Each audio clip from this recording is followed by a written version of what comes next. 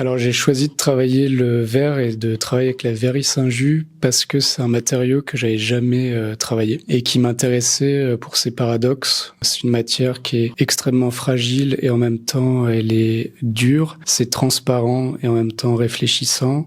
Donc j'ai pu découvrir tout le processus de fabrication à la verrerie, qui est assez spécifique puisque c'est du verre plat soufflé à la bouche et c'est une des dernières entreprises au monde à faire ça. C'est un secteur qui est surtout pour le patrimoine en fait, pour les vitraux.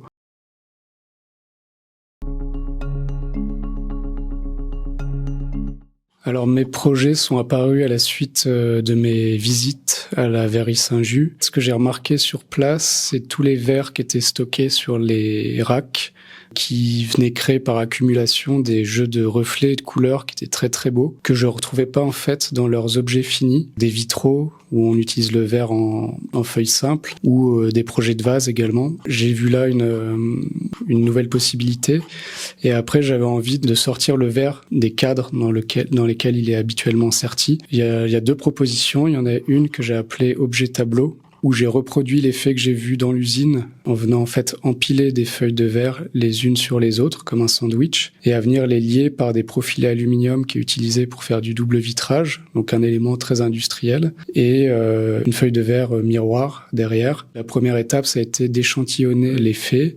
Donc il y en a eu plusieurs. Une fois qu'on a validé celui qui fonctionnait, on a fait à échelle 1 les objets tableaux.